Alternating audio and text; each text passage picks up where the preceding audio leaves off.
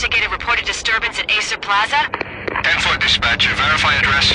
It's Acer Plaza, repeat, Acer Plaza.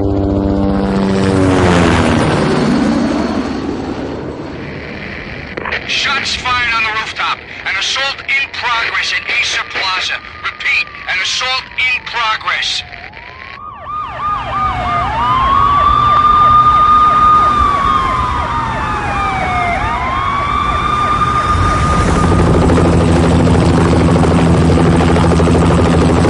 It's a war zone down here. 1085 dispatcher, need additional units. Additional units now. Officer in danger. Officer in danger. 10-5, please repeat, 10-5, all units, emergency. Officer in danger, Acer Plaza, repeat, Acer Plaza, all units. They were all dead. The final gunshot was an exclamation mark to everything that had led to this point. I released my finger from the trigger, and then it was over. To make any kind of sense of it, I need to go back 3 years. Back to the night the pain started. I was still on the force back then. NYPD, Manhattan, Midtown North Precinct, Hell's Kitchen. So when are you coming to work for me, Detective Payne? You'd make me work undercover in some hellhole. Sorry, Alex. Michelle and the baby come first. See? My last smoke. It's bad for the baby. That's you, Max. A regular Boy Scout. See, Alex? Still on for poker Thursday night, right? Like taking candy from a baby. Life was good. The sun setting on a sweet summer's day. The smell of freshly mowed lawns. The sounds of children playing. A house across the river on the Jersey side. Beautiful wife and a baby girl. The American dream come true. Honey, I'm home. But dreams have a nasty habit of going bad when you're not looking. The sun went down with practiced bravado. Twilight crawled across the sky, laden with foreboding.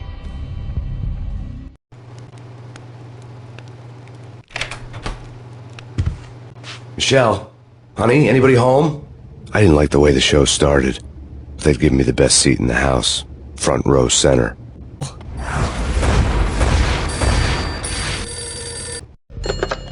Listen, someone's broken into my house. Call 911. Is this the Payne residence? Yes, someone's broken into my house. They're still here. You have to... Good. I'm afraid I cannot help you. Who is this? Hello? Michelle! No!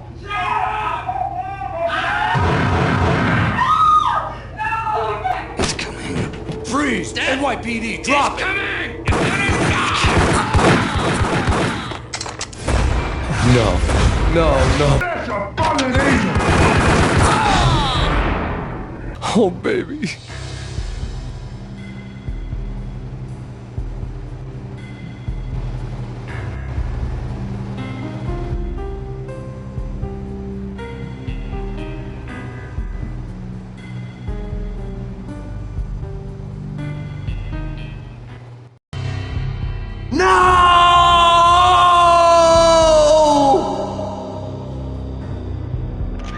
That was 3 years ago.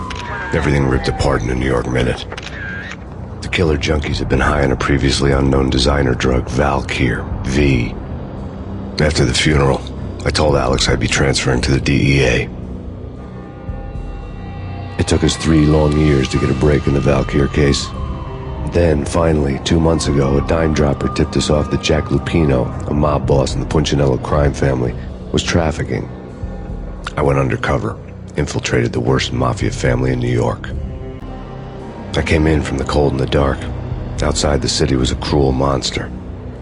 I've been slowly working my way from the small time to the big fish, trying to get to the source of the drug. Alex and BB were my only contacts in the DEA, the only ones in this decrepit city who knew I was down here. BB here. Something urgent has come up with Jack Lupino. You need to meet with Alex immediately at the Roscoe Street station.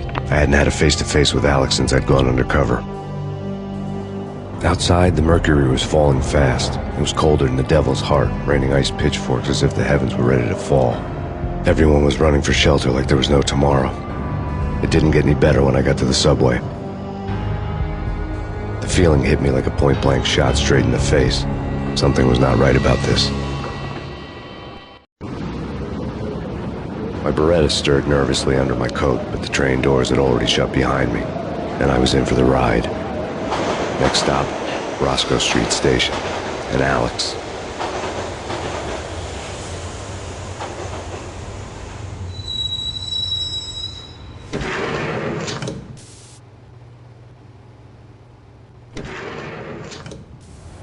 The station was drenched in gloom. Alex was a ghost, nowhere to be seen. I'd have to look for him. Death was in the air at Roscoe Street. I'd have to find Alex fast. The rusty door led to an abandoned part of the station, closed off since the early 40s. Something big was going down at Roscoe Street. Maybe that's why Alex had wanted to meet me here. Maybe not. One way or the other, I was going to find out. Lupino ran his racket of sex, drugs, and contract killings from a sleazy hotel in a slum block of tenements. The NYPD was closing in. I could hear the sirens. Their wail was a crescendo. Lupino thought he could get us by taking Alex out and leaving me to take the fall for it. All he had gotten was my attention. I went for the hotel first. It was a sad old thing with flickering lamps and faded colors, cheap mobster punks and tired-eyed prostitutes. I walked straight in, playing at Bogart, like I'd done 100 times before. The place was run by a couple of murdering mobsters with shark smiles. The Finito brothers. Ladies and gentlemen, it's the pain in the butt. Pain to the max. You're killing me. Did you make that up yourselves, or you get some wino downstairs to come up with it? Don't answer that. A rhetorical question. I got something for the boss. Lupino around? That kind of depends on who's asking. A friend or a junk squad plant. Don't answer. It's one of them, how do you put it, rhetorical questions. Lupino ain't here, but he says bye. Lupino wasn't in his cheap hotel. Instead, I ran into the Finito brothers. My cover had been blown. The door slammed shut behind me, and then I was dodging bullets like raindrops. Pain in the butt. Ha ha! Pain to the max. Junk squad. The old service elevator rumbled down to the bowels of Jack Lupino's hotel.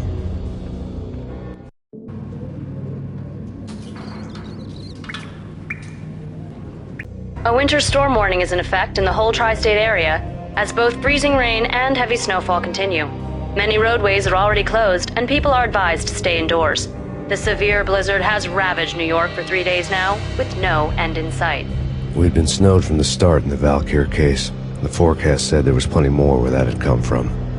But the snowbound city was on my side. Less chance of innocent bystanders getting caught in the crossfire. A dead man tied to a chair lay on the boiler room floor. Captain Baseball Bat Boy has an unbeatable track record in superhero death matches. But a six-pack of root beer gets me every time. The murder weapon was a baseball bat, now lying in a pool of drying blood next to a newspaper folded open on a Captain Baseball Bat Boy comic strip. Turn around, walk away, blow town. That would have been the smart thing to do.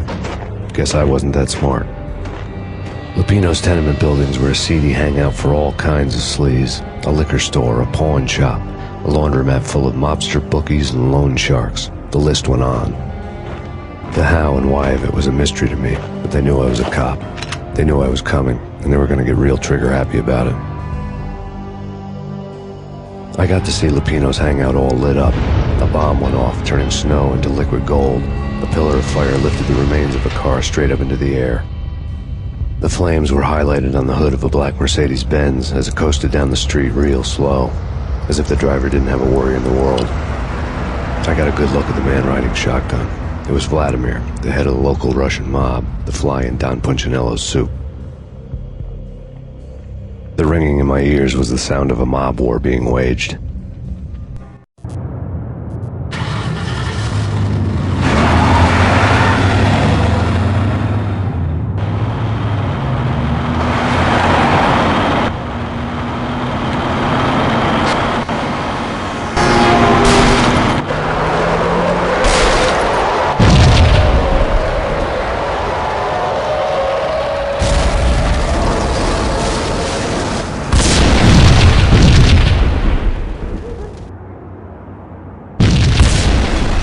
Exploded inside the closest slum building. It was a lucky break. The goons inside were spooked, but luck always came with a price tag. More bombs could still be ticking inside, and the cops would already be on their way. The headlines were screaming bloody murder. The storm was a screaming duet with the approaching prowl car sirens. It was all a scream when you were down for the count and wanted for murder. The bombs had destroyed all the stairs up to Lupino's office. The alternate route led there by way of adjoining rooftops. This was my second train ride of the night. The way it started didn't promise anything better than the last one. Freezing wind tearing at my face like sandpaper and razors, ice hard and slick under my hands and feet, and somewhere in the background the wail of sirens, the city howling after me. New York sped by and fast forward, dark rooftop water towers and a dead forest of antennas and chimneys, all a blur. When the train he was riding slowed down, Cogniti made his move.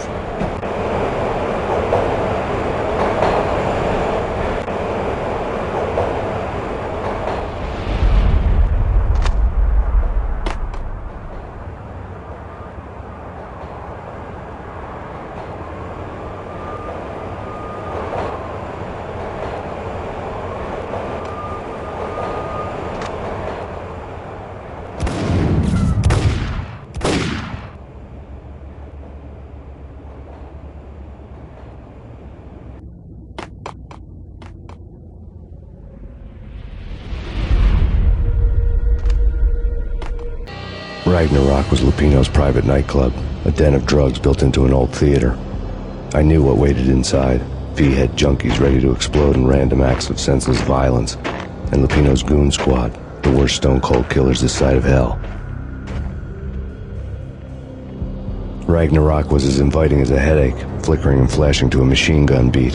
The belly of the nightclub was a gothic theme park that began with bondage games and led to the nasty stuff from there. As subtle with its dark message as a cop killer bullet through the heart, like father, like son, just like Jack Lupino. The backstage area led to Lupino's inner sanctum. The hot air inside was like an invisible wall, thick with incense and something else, a sickly sweet smell that made you gag. This was the rotten core of the Big Apple. Lupino lurked somewhere ahead, like a spider at the center of his web, waiting.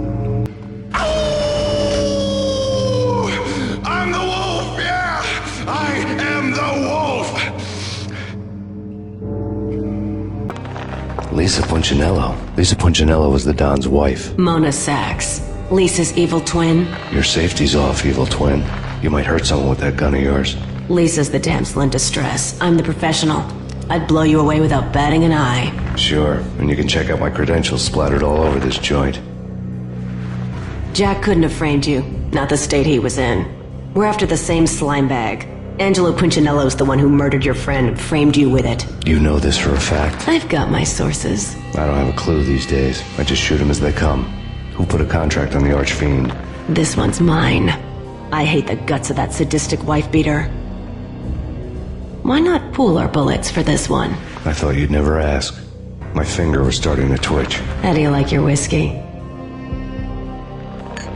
I'm easy, as long as you don't try to slip me a Mickey. You're a real angel, Max. It was good stuff. Tasted sweet as honey going down. Nothing personal. Can't risk you going berserk and getting Lisa killed.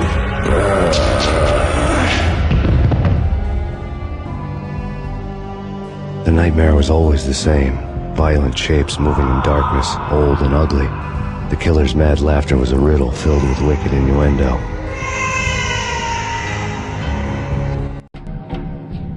Somewhere, the baby was crying. I woke up in a bad dream. My head felt 2 sizes too small for my brain. Max Payne. I envy your name. And the killer was smiling. Pleased to meet you. I'm Frankie the Bat Niagara. Niagara, as in you cry a lot? He had a baseball bat and I was tied to a chair. Pissing him off was the smart thing to do.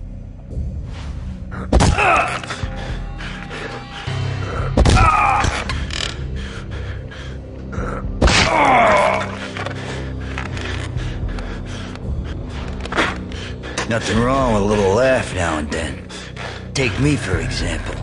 I love to watch cartoons. Cartoon violence is a fascinating thing. Let's take a break. I need to take a leak and maybe grab a cold one at the bar. Don't worry. I'll be back to finish this off. And then, it's checkout time. You play, you pay, you bastard. He swaggered out, and the door clanged shut behind him, locks clicking into place. Everyone makes mistakes. Mine hadn't been to crack jokes about the goon with the bat. He'd have cracked my skull regardless. It hadn't even been to trust a girl with a gun. I had blindly gone after the first bad guy on my hit list when I should have been aiming further up the ladder, at the head of the Punchinello family. I couldn't bring myself to be pissed at Mona. Guess I had a soft spot for her pretty face.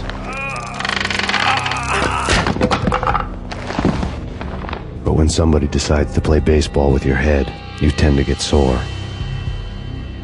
They had dragged me back to the basement of Lupino's hotel. I was beaten, bruised, and blue. I felt like the chair I had broken to get free.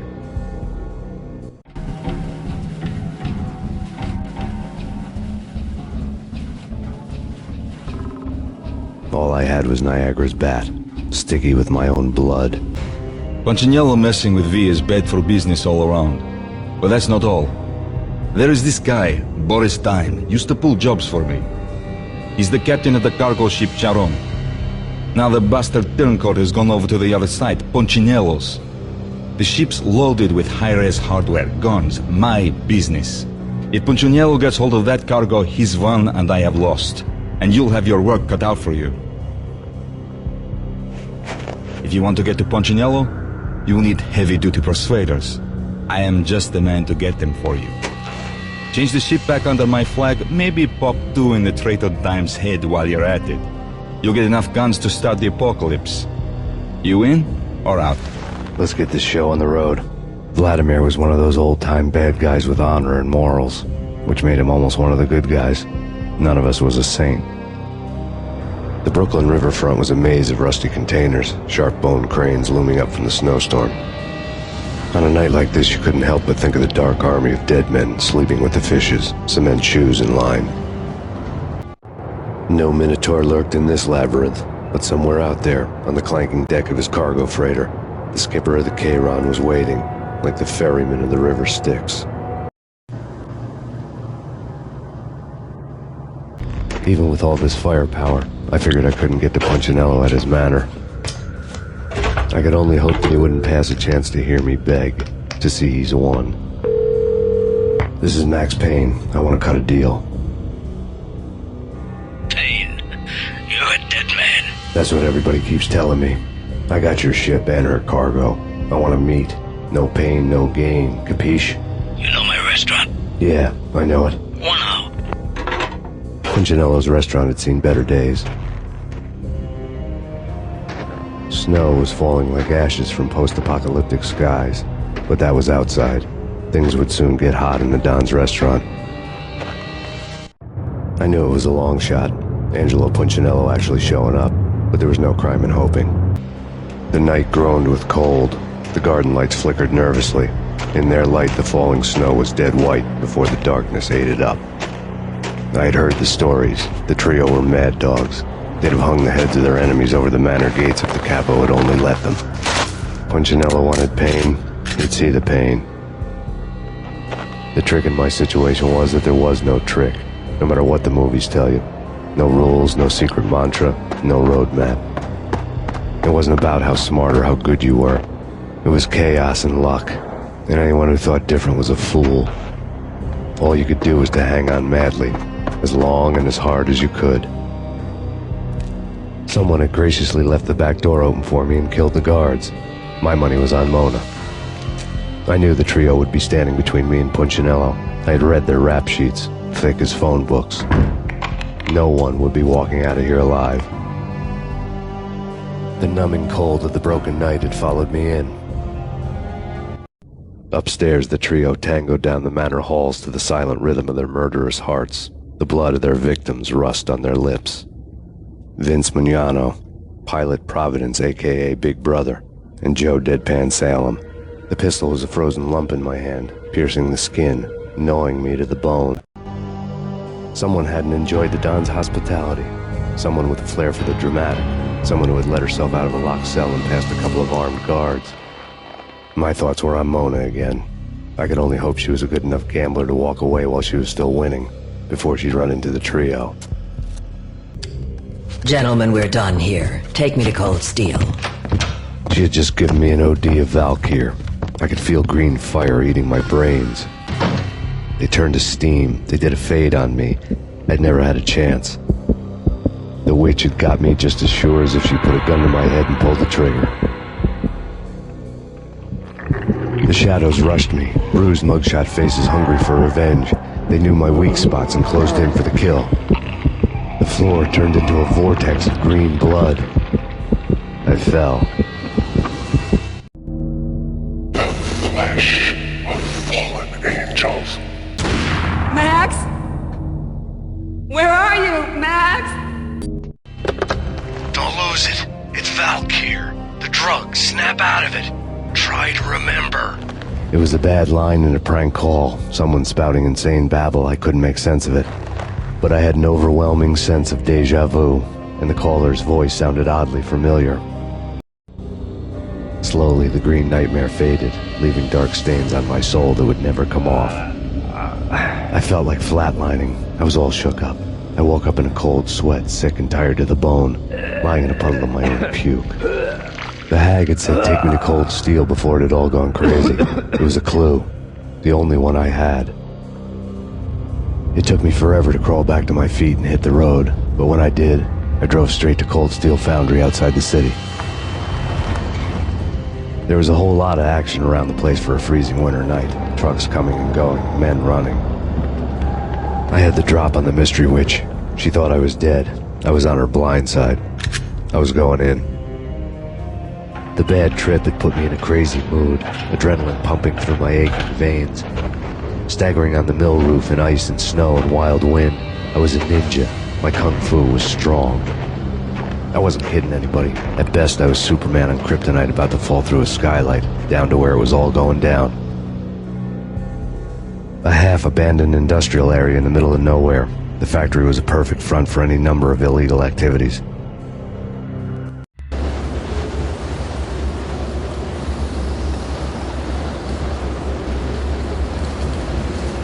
In the belly of the plant, molten metal boiled and bubbled like a witch's brew.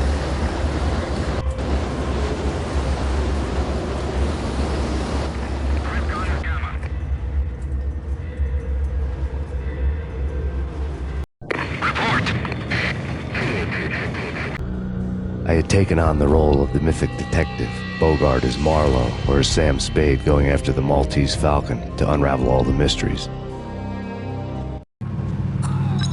Following a path of clues to that final revelation, even if it would take me down to the cold, cavernous depths of a grave. You can't do this! My men are still inside! Do you have any idea why this is called Operation Deadeyes?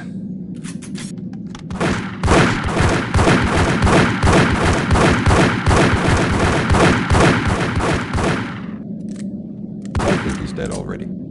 Let's do it.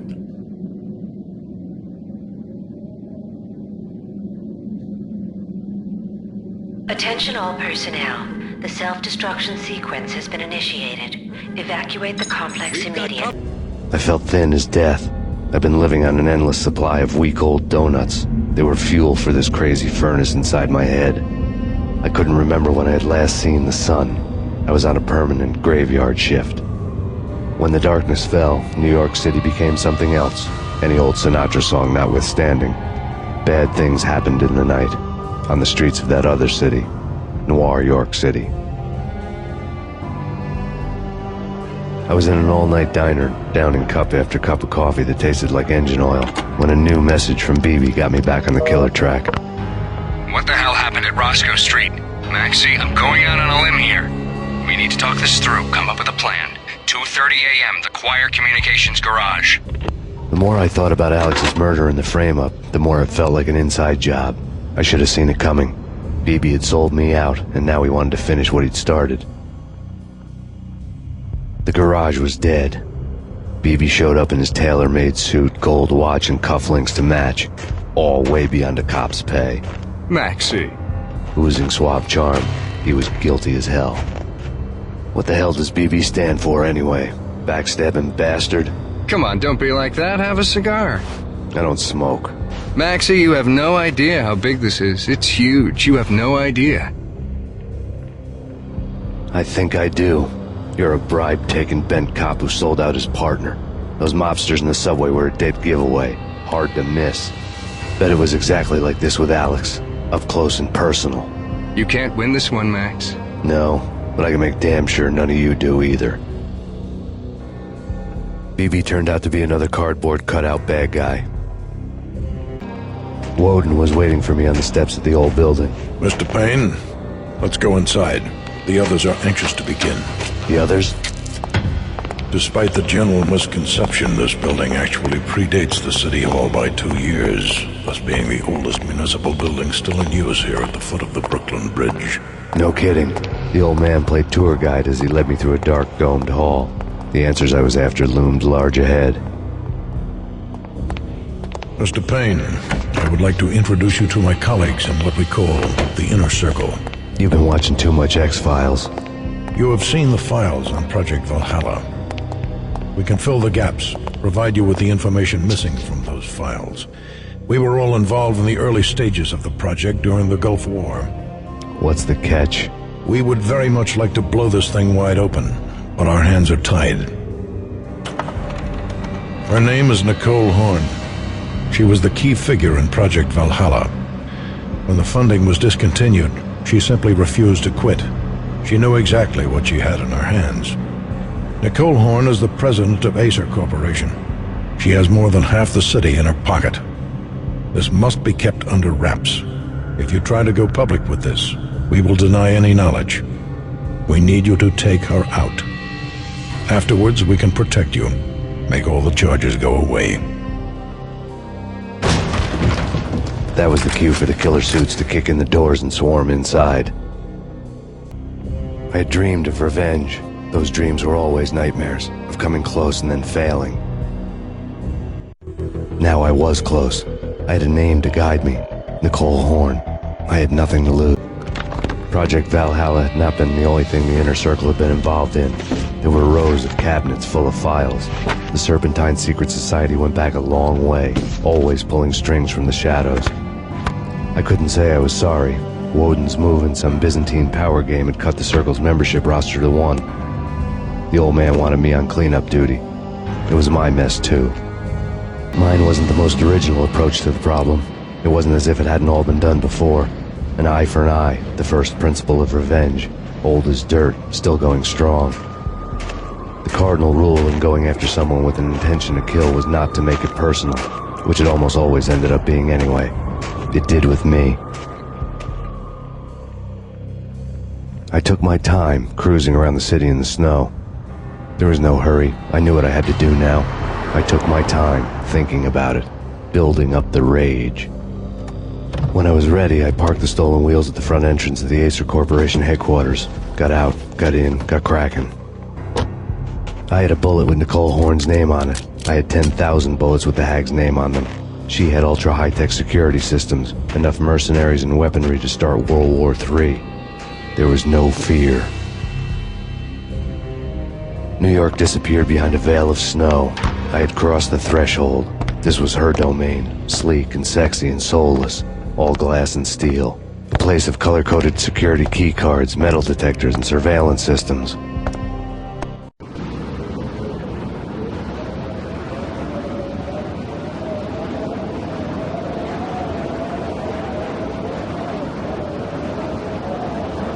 Colder than a walk-in fridge. Cold as a gun. Valkyr had been meant to be a white-winged maiden that would lift you to a warrior's heaven, but it turned out to be a one-way demon ride to hell. The devil was in the drug. I knew. I had met him.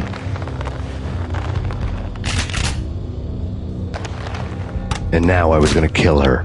The queen of the underworld who had tried to lift herself a bit closer to heaven with her drug money. No begging, no bribes. She knew better. Honor among killers. We who were about to die, both of us knew how this would end, in pain and suffering. All this because your wife stuck her nose into things that were none of her business. The cops were coming to take me away. The sirens were like a bad conscience I couldn't shake. It's ridiculous you've made it this far. You won't be alive when they get here.